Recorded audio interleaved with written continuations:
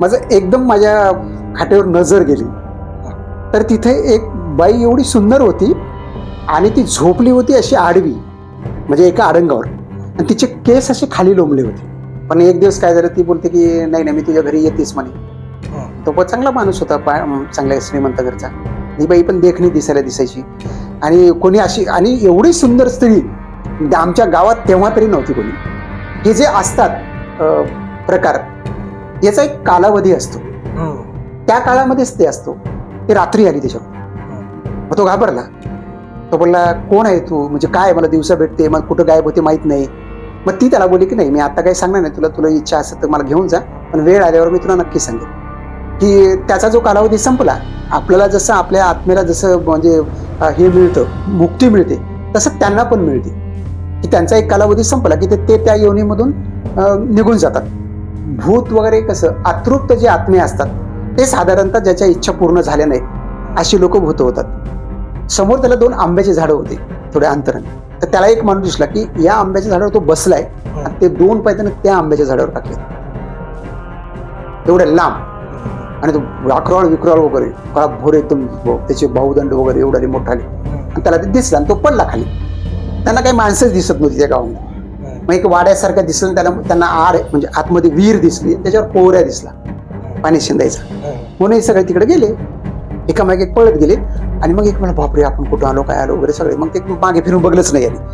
मला ती स्त्री परत कधी दिसली नाही, कधीच नाही. त्याच्यानंतर मी खूप वेळा झोपायला गेलो, एकटा झोपलो वगैरे वगैरे. नाही, ते एकच दिवस होता तेवढा.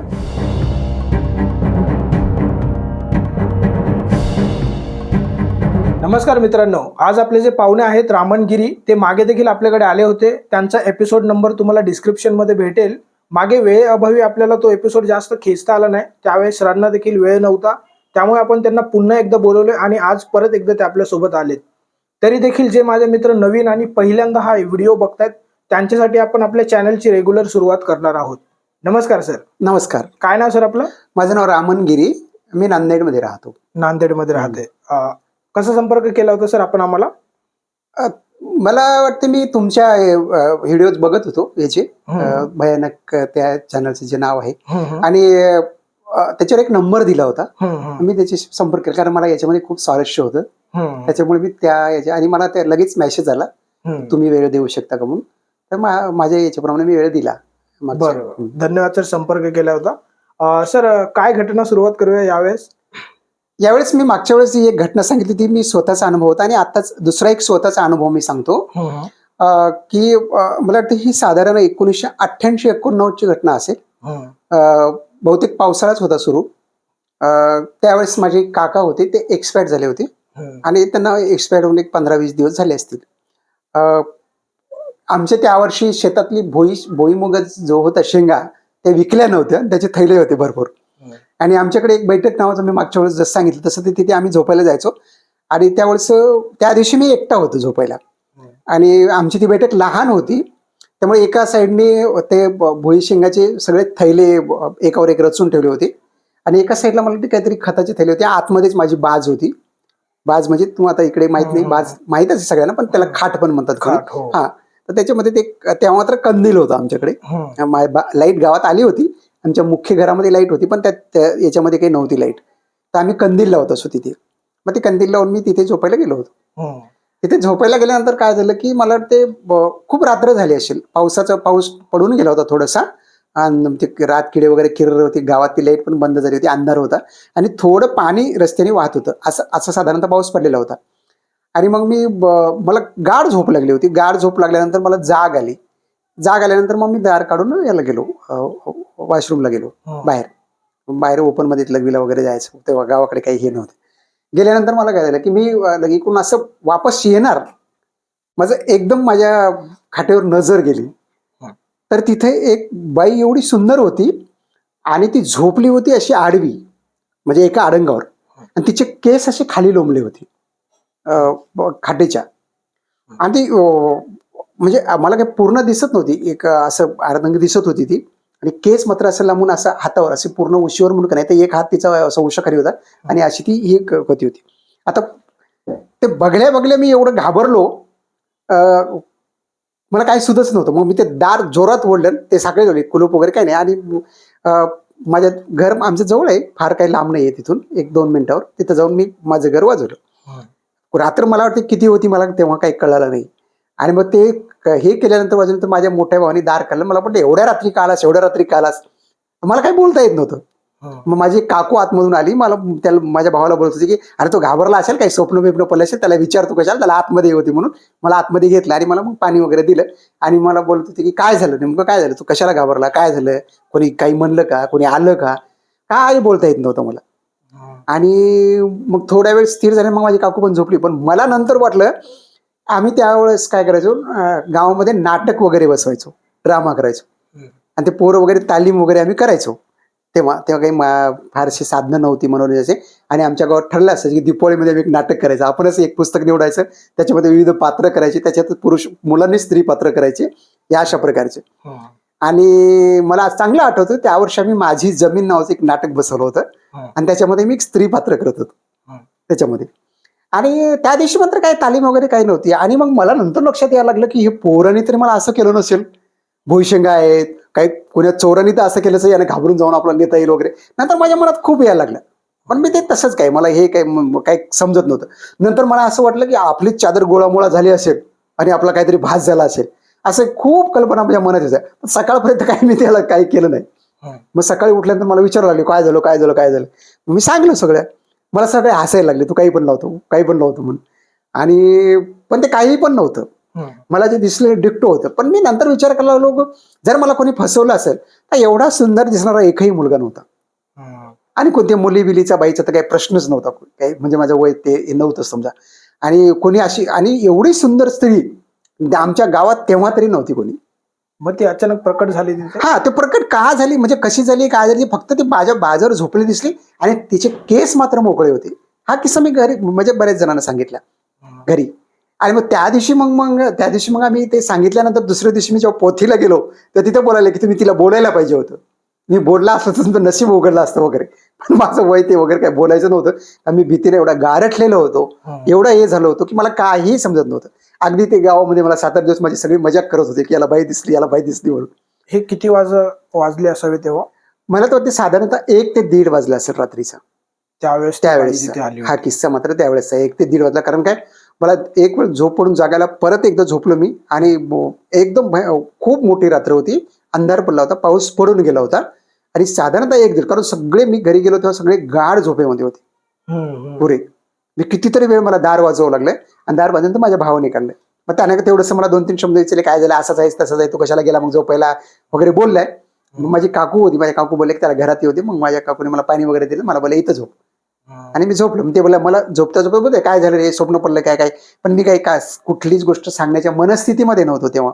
आणि त्यामुळे मी आणि मग ते एक 10-12 दिवस सगळं गावात माझा मजा करत होते, मित्र पण मजा करत होते आणि सगळंच मजा. पण माझी आई बोलली असतं असं काहीतरी. तरी हे अशा प्रकारचा हा अनुभव माझा स्वतःचा आहे. त्यानंतर ती स्त्री परत दिसली का? नाही नाही नाही नाही, मला ती स्त्री परत कधी दिसली नाही, कधीच नाही. त्याच्यानंतर मी खूप वेळा झोपायला गेलो, एकटा झोपलो वगैरे वगैरे. नाही नाही, ते एकच दिवस होता तेवढा.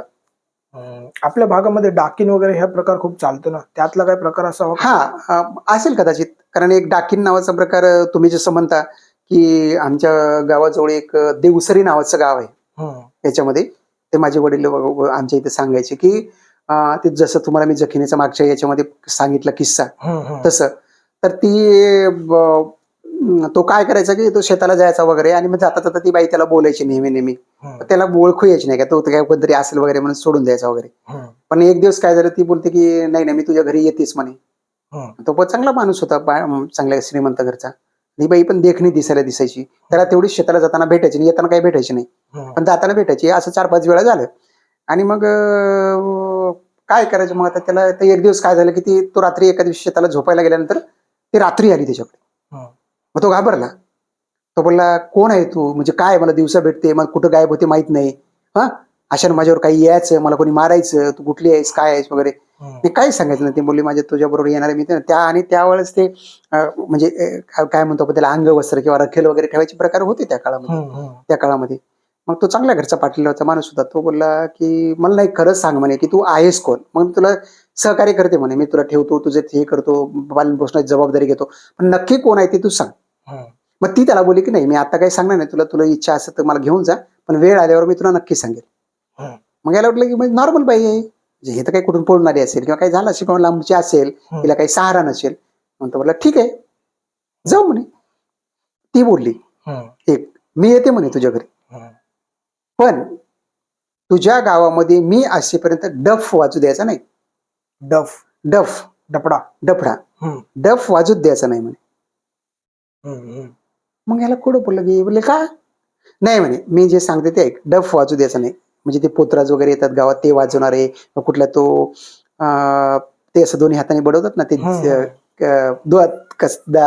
दोरीवरले खेळ करणारे, हं. त्याला काय म्हणतो आपण ते समजलं. नाही का, ते मुली हां. चढतात वगैरे, डोंबारी, जत्रेत वगैरे असतं. डोंबारी, डोंबारी, त्याला हं. त्याचं स्पेशल नाव आहे डोंबारी. हं. ह्या डोंबाऱ्यांचा डफ वगैरे कधी वाजू द्यायचा नाही म्हणे गावात. हं. हं. मग याला वाटलं जाऊ दे, वेळ मारून नेऊ आपण, काय प्रकार, ते दिसायला सुंदर वगैरे होती, सगळं होती. हं. आणि मग ते बोलले घरी काय सांगणार, हं. घरी काय सांगणार, बरोबर. घरच्याला सांगावं घरच्याला लागलं. काय सांगणार. हं. मग ती बोली तू सांग काय सांगायचं ते, हं. तू सांग. तू म्हणत असतील तर मी शेतात राहते. हं. नाही म्हणे, शेतात नाही, म्हणजे एवढी सुंदर बाई शेतामध्ये मी कसं ठेवणार वगैरे, हे सगळं हे होणार म्हणे. मग तो बोला ठीक आहे, आमची पाहुणी वगैरे आहे म्हणून सांगू, तिला आधार नाही म्हणून सांगू. मग त्यांनी घरी घेऊन गेला तिला. हं. मग आता राहिला, तिला मुलं झाली. पाटलाकडून हो, पाटलाकडून त्याला संबंध झाले हो, त्याचे. 2 मुलं झाली, संबंध झाला, सगळं झालं. 2 मुलं झाली तिला. आणि मुलं झाल्यानंतर मग एक दिवस अचानक काय झालं, हा गावाला गेला होता. पाटील. पाटील हं. हा गेला होता गावाला. याला ते लक्षात, आणि त्याच याच्यामध्ये ते डोंबारी आले गावामध्ये. हं. त्याच्या लक्षातच नाही, ते डोंबारी आली होती गावामध्ये. हं.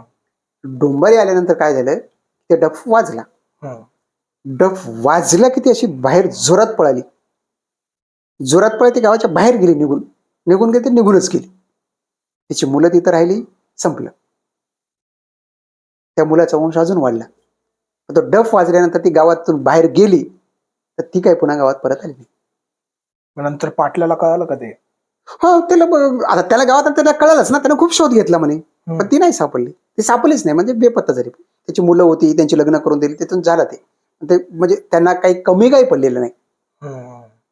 पण असं म्हणतात की हे जे असतात प्रकार, याचा एक कालावधी असतो, हं. त्या काळामध्येच ते असतो. आता भटकती आत्मा वगैरे आपण जेव्हा म्हणतो, तर तो जो परिसर असतो, ते आपण म्हणतो ना विशिष्ट याच्यामध्ये गेलं तर तिथंच ते जाणवतं वगैरे, हं. तो परिसर. आणि मग त्याला काय म्हणतात, ते उबगून गेलं म्हणतात गावाकडे, हं. हं. की त्याचा जो कालावधी संपला. आपल्याला जसं आपल्या आत्मेला जसं म्हणजे हे मिळतं, मुक्ती मिळते, तसं त्यांना पण मिळते, की त्यांचा एक कालावधी संपला की ते त्या योनीमधून निघून जातात. हं. आपण म्हणतो ना, भूत वगैरे कसं अतृप्त जे आत्मे असतात, ते साधारणतः ज्याच्या इच्छा पूर्ण झाल्या नाहीत, अशी लोक भूत होतात. तुम्हाला मागच्या वेळेस मी एक सांगितलं की रानदांडगा हा किस्सा. तर आमच्या गावामध्ये एक पुंडलिक नावाचा माणूस आहे, त्याचा एक मुलगा होता. हं. आणि चांगला होता, धष्टपुष्ट तगडा बिगडा, मी बघितलं होतं त्याला. आणि त्याचं लग्न झालं. हं. लग्न झाल्यानंतर एक 5-6 दिवस झाले असतील लग्न होऊन. हं. आणि मग काय झालं, ते लोक सश्य धरायला जायचे रात्रीला. हं. रात्रीला मेणबत्त्या वगैरे घेऊन, अशा पत्त्या डोक्यावर घेऊन जायचे.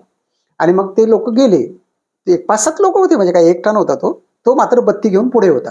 हं. आणि गावापासून खूप लांब गेले. आमच्याकडे बन नावाचे म्हणजे जरासं लांब आहे, त्याला तो परिसर बन या नावाने ओळखला जातो. जे शेती, बनाकडली शेती वगैरे, हं. तर तिकडे झाडं वगैरे खूप गच्च होते त्या वेळेत, आता नाही आहेत. तर तो सगळ्यांच्या समोर होता. त्याच्या पाठीमागे 5-6 होते सस्य, म्हणजे हा हो करायला, म्हणजे हे करायला, सस्य पकडायला वगैरे रात्रशा. तो पुढे असताना काय झालं, ते त्या बन हा जो परिसर जसा लागला त्यांना, ते शेत तिकडे जास्त जंगल होतं, जास्त झुडपं होती, त्याच्यामुळे ते सस्य वगैरे तिकडे जास्त सापडायचे, म्हणून ते तिकडे जायचे. हं. रात्रीला साधारणतः 10:30-11 वाजताचा टाइम असेल, किंवा जास्तही असेल त्यांच्या मनाने. तर समोर त्याला 2 आंब्याची झाडं होती थोड्या अंतराने. तर त्याला एक माणूस दिसला की या आंब्याच्या झाडावर तो बसलाय, हं. आणि ते 2 पाय त्याने त्या आंब्याच्या झाडावर टाकलेत. एवढा लांब हा, होता. एवढ्या लांब. हं. हं. आणि तो वाकराळ विक्राळ वगैरे, काळा भोर एकदम, त्याचे बाहुदंड वगैरे एवढे मोठे आले. हं. आणि त्याला ते दिसला, आणि तो पडला खाली. बत्ती पडली, सगळे पडले. या सगळ्यांना वाटलं त्याला साप चावला, हं. म्हणून हा घाबरून पडला. मग सगळे पाठीमागचे छोट्या छोट्या बॅटऱ्या होत्या, ह्या मोठा उजेड म्हणून सस्याचे डोळे दीपाव म्हणून ते बत्तीचा उजेड की त्या सस्याला पळता येऊ नये. सस्याच्या डोळ्यावरच रात्रीला आपण बॅटऱ्या वगैरे दाबल्या तर त्यांना पळता येत नाही. आता तो ते त्याने बाकीच्या याच्यावर छोटे मग त्याला हे केलं, मग उचलून घरी वगैरे आणलं, मग त्याला ऍडमिट केलं, उमर खेळला. तो तिसऱ्या दिवशी मेला. पण त्याच्या दुसऱ्या दिवशी जेव्हा त्याला भेटायला माणसं गेले तर त्याचा जो छोटा भाऊ होता तो शुद्धीत होता, म्हणजे बेशुद्ध वयाचा शुद्ध यायची, बेशुद्ध वयाचा शुद्ध यायची.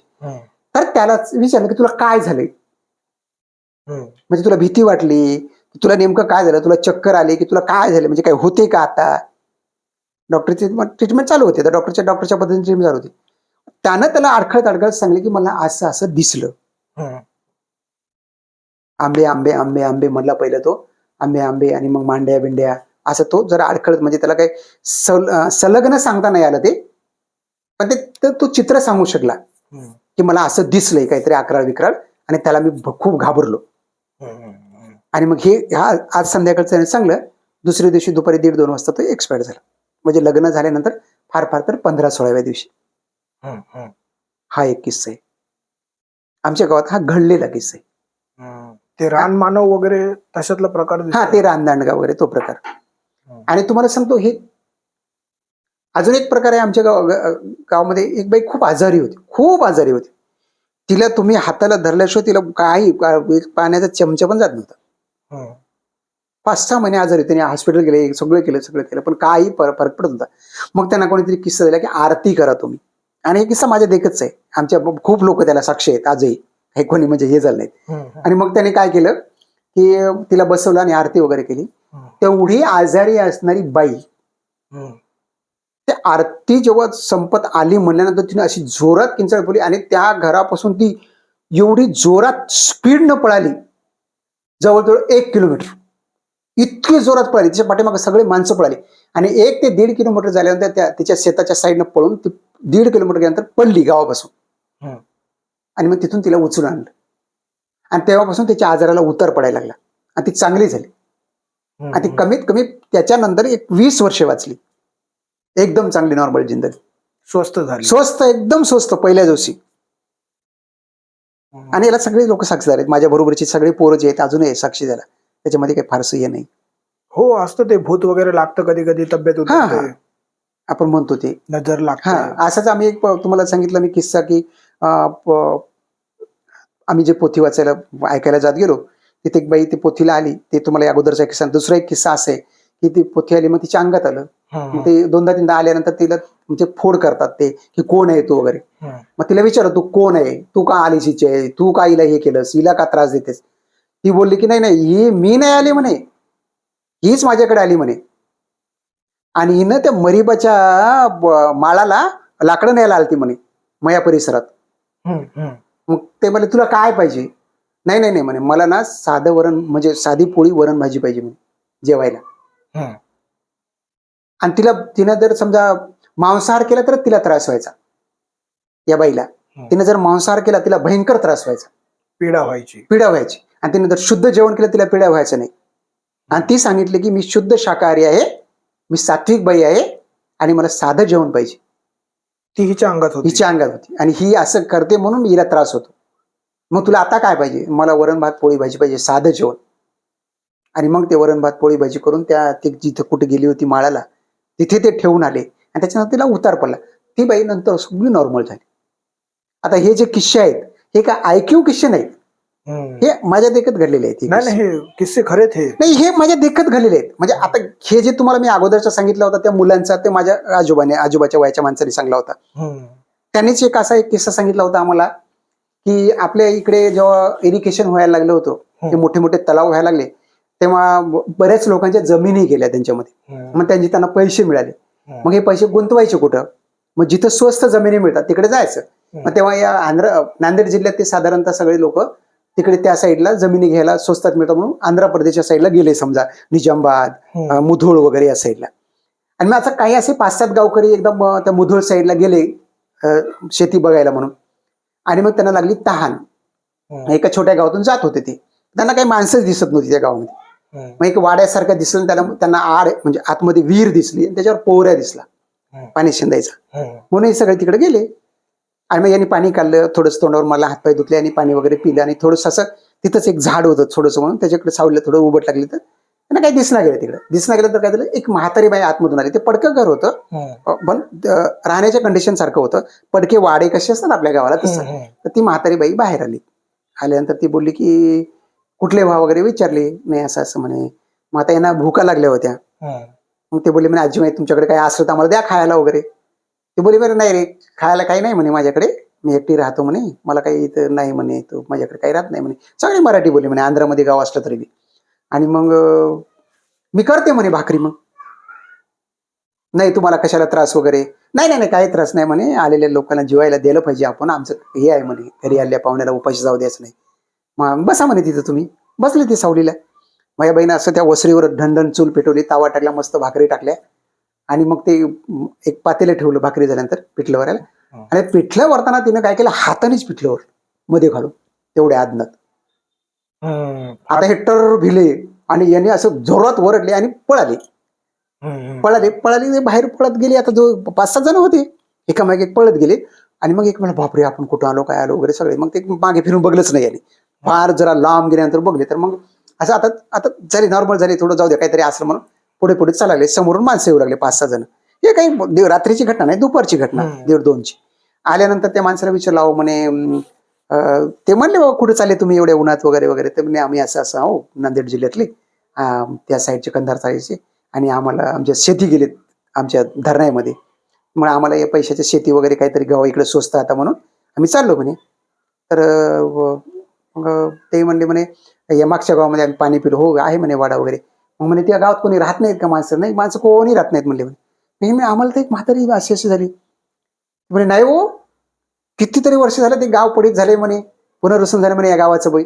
या गावात सगळे लोक आम्ही त्या गावचेच हो म्हणे. आम्ही पुढे गेलो म्हणे आणि ते पाटलाचा एक वाडा आहे म्हणे, कोणी नाही म्हणे तिथं. विहिरीवर वगैरे पोरे असू शकेल म्हणे कोणी पाणी बिनी पियायला म्हणून, पण माणूस कोणी राहत नाही म्हणे. आणि अशा तुम्ही सांगायला तशी तर म्हातारी कोणीच राहत नाही म्हणे. कारण 10-15 वर्ष झाले म्हणे आमच्या गावचं पुनर्वसन होऊन. बाकी तुम्हाला घर दिसले म्हणे सगळे पडलेले आहेत. एकच वाडा ते मजबूत होता म्हणून थोडा बहुत पडलेला आहे म्हणे. मग त्यांनी सांगितलं म्हणे. मग ते म्हणे चला बरं बघू तुम्ही काय खोटं बोलत असेल म्हणून. मग सगळे आले वापस परत त्या वाड्यामध्ये. काय नाही विहिरीवरला पोऱ्या तसंच आहे, चूल नाही काही नाही काही नाही काही नाही, जसं त्याचं पडल्या जसं तसंच होतं. यांनी जे बघितले ते दृश्य, याने जे बघितलं यांनी जे बघितलं आता बरं एक माणूस खोटा बोलू शकतो, 5-6 जणांना एकदाच बघितलेली गोष्ट कशी खोटी वाटते. बरोबर. ते त्या वेळेच्या ह्याच्यात फसले होते. हा तर हे असे गावाकडचे किस्से. आता आपण यांना किस्से म्हणून सोडून जरी दिलं तरी पण आपण जर प्रत्येक माणूस काही खोटं बोलत नाही. कदाचित एखादा किस्सा असेल त्याला एक चटणी मीठ लावून सांगून त्याला थोडंसं बडवून सांगत असेल, पण अशा वृत्तीचे काही फारसे माणसं नाहीत. आणि काही काही माणसं तर असे असतात जीवनाला सचोटीने की ते कधीच जिंदगीमध्ये खोटं बोलत नाहीत. बरोबर नाही बोलत. आत्ताही लोक खोटं बोलत नाहीत. काही काही लोक असे सच्चे असतात की ते अगोदरची म्हातारी माणसं बघा तुम्ही, कंडक्टरला 1 रुपया कमी देत नाहीत किंवा कंडक्टरकडे 1 रुपया राहते सोडत नाहीत, अर्धा घंटा उभं टाकतील. हे असे सच्चे माणसं अजून आहेत. आणि म्हणून जे अशी माणसं जे किस्से आपल्याला सांगतात त्याच्यामध्ये खोटेपणाची हेपणाची फार कमी शक्यता असते. बरोबर. हे नवीन पिढी विश्वास ठेवत नाही. गावाकडे एक किस्सा तुम्हाला माहिती आहे का, गावाकडे कधीही म्हणत नाहीत एखाद्या माणसाला जर साप दिसला नसेल तर तुम्हाला कधीही म्हणणार नाही मला साप दिसला म्हणून. कारण ते भोळे बाबडी लोक असतात. ते बोलतात की आपण त्याच्यावर आळ कशाला घ्यायचा जो आपल्याला दिसला नाही. कसं म्हणतात ना आपण नाही मला असं जाणलं सगळं, पण तुला दिसला तर नाही म्हणतात. बायका काय म्हणतात नाही नाही आम्हाला दिसलाच नाही त्या बिचारावर आळ कशाला घ्यायचा. म्हणजे एवढेच स्वतःच्या जीवनाशी एकनिष्ठ राहणारी लोक आहेत, सचोटीने राहणारी. त्यांना काही तुमच्या संपत्ती अडकी पैशा बिशाच्यात काही घेणं देणं नसतं. आपण आपलं कष्ट आणि आपण हे त्याच्यातच त्यांनी सुख मानणारे असतात. आणि म्हणून ती लोक कधी अशी आपल्याला काहीतरी फार मोठी पब्लिसिटी मिळावी, पब्लिसिटी हा इंग्रजी शब्द झाला, पण आपली फार हे व्हावी अशी त्यांना काही अपेक्षा नसते. त्यांच्या जीवनामध्ये जे घडलेलं असतं तेच सच्चाईने सांगतात. आणि ते फार कमी लोकांना सांगतात. जर त्याला त्याच्यात स्वारस्य असेल कोणाला ऐकण्यामध्ये, ते कोणालाही उठलं की सुटलं सांगत बसत नसतात ते किस्से. हे असे लोक खूप असतात गावाकडे, जुने लोक. जुने लोक. आपण म्हणतो आता आपणही म्हणतो की नाही नाही हे असं नाही. आता झालंय काय की प्रसार माध्यमं वाढली, तुमची मनोरंजनाची साधनं झाली आणि आपलं जीवन मन खूप सुखी झालं. माणूस एकीकडे सुखी म्हणता म्हणता आळशी पण झाला. शारीरिक श्रम नाहीयेत माणसाला, कष्ट नाहीयेत, काही नाहीये आणि तुम्हाला एकांत नाहीये. बरोबर बोलले. त्याच्यामुळे काय होतं की तुमच्या दैनंदिन गरजांच्या पलीकडे तुम्ही काही फारसा विचार करत नाहीयेत.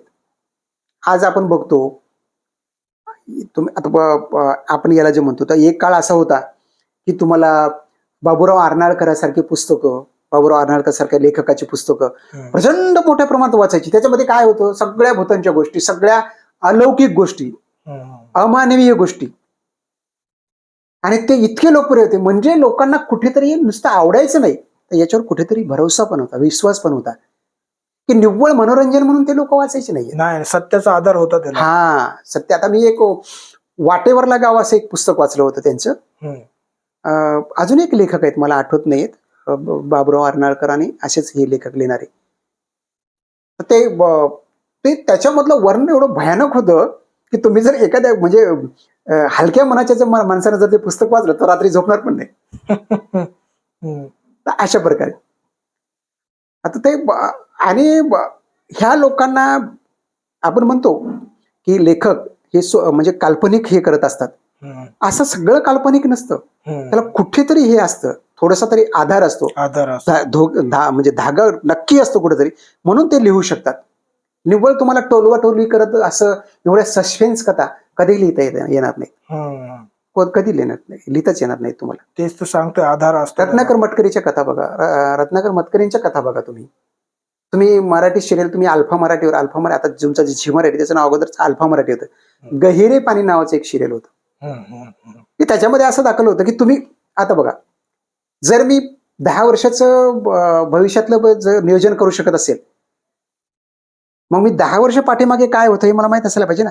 मग 20 वर्ष काय होतो, 50 वर्ष काय होतो, 70 वर्ष काय होतो, 100 वर्ष मागे काय होतो. मला जर 100 वर्ष पुढे जाऊ शकतो तर 100 वर्ष मागे जाता आलं पाहिजे ना. मग मागच्या 100 वर्षात काय झालं असेल, या प्रकारचा जी एक सोच त्यांच्या मनामध्ये येते, हे काय केवळ तुमचं मनोरंजन करण्यासाठी किंवा एखाद्या विषयाला हे करायसाठी म्हणून नाही, त्याला कुठेतरी त्यांना त्याचं ते गवसलेलं असतं, त्याचं मर्म गवसलेलं असतं, आणि ते मर्म गवसलेलं असतं म्हणून ते त्याला विस्तारानं त्यांच्या स्वतःच्या कल्पनाशक्तीची जोड देऊन ते तुमच्यापुढे मांडत असतात. बरोबर. मग याच्यामुळे आपण आता कोणाला म्हणजे ह्या कथा निवळ थोतांड असतात, हे केवळ एक फेक आहे, हे मनोजात कोणी, प्रत्येकाला प्रत्येकाची मतं देण्याचा अधिकार आहे. पण जे कोणी विश्वास ठेवतात, आता आम्हाला तुम्हाला एक सांगतो, मी जेवढं ह्या गोष्टीला मानतो तेवढंच विज्ञानाला सुद्धा मानतो. तुम्हाला एक सांगतो की श्रीराम लागू, डॉक्टर श्रीराम लागू एक मोठे नट होते. ते खूप नास्तिक होते. ते देव वगैरे वगैरे कोणाला काही मानायचे नाही, काहीच नाही, फार मोठे नट.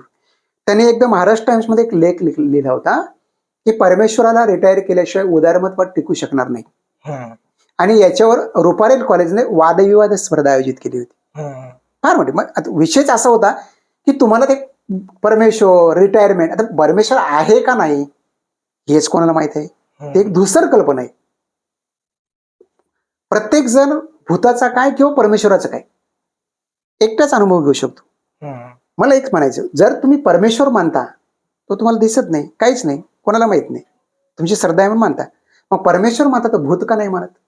बरोबर. जर परमेश्वर असू शकतो तर भूत का नाही असू शकत. आणि मग त्याच्यामध्ये त्यांनी सांगितलं होतं की त्याच्यामध्ये एक वाक्य आहे, मी म्हणजे त्या स्पर्धेला मी होतो, त्याच्या संदर्भामध्ये मी वाचता मला एक असं लक्षात आलं की आईन्स्टाईन काय म्हणतो की परमेश्वर आहे का नाही हे मला माहिती नाही, मला त्याची कधी गरज वाटली नाही.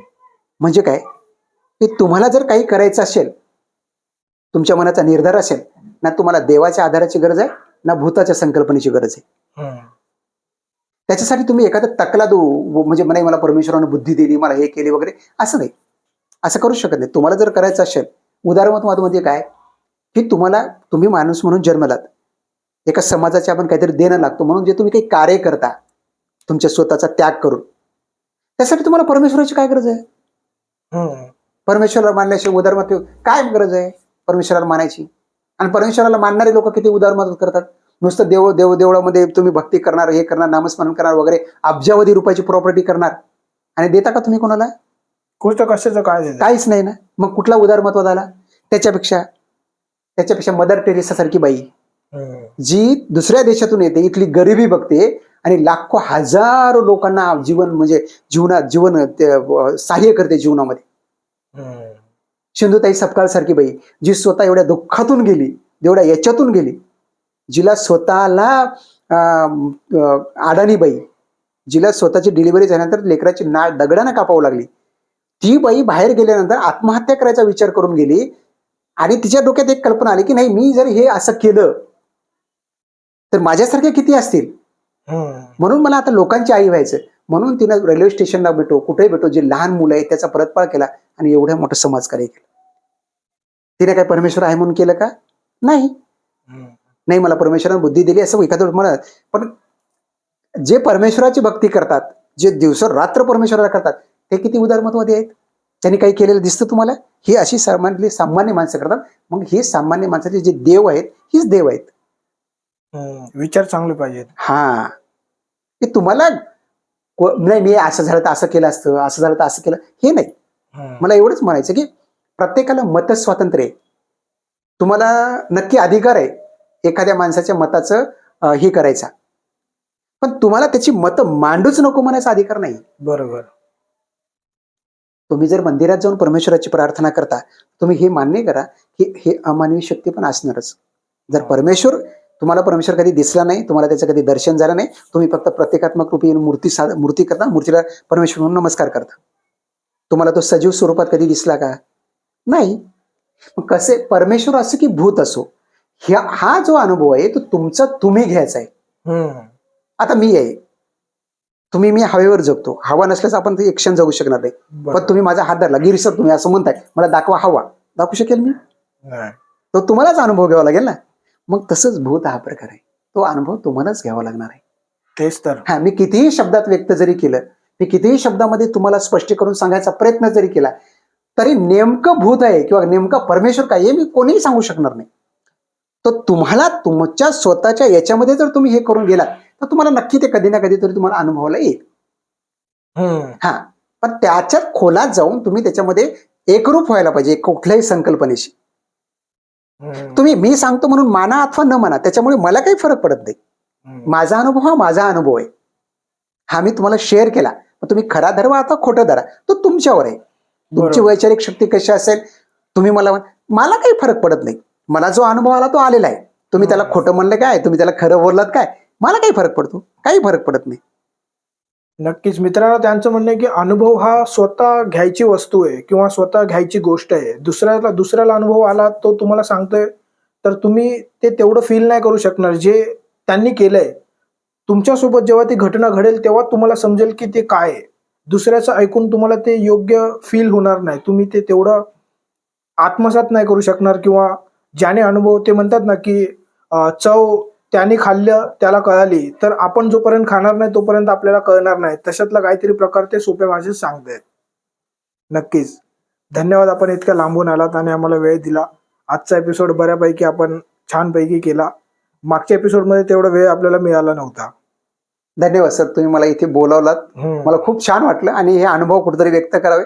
मी तुमच्या युट्यूबला नेहमी बघत होतो आणि मला असं वाटत होतं की आपल्याला कधीतरी जायला मिळावं. योगायोग आला, तुम्ही मला बोलावलात, त्याबद्दल खूप खूप धन्यवाद. खूप खूप खूप खूप धन्यवाद. सर्वांना नमस्कार, धन्यवाद. तुम्ही आल्याबद्दल धन्यवाद.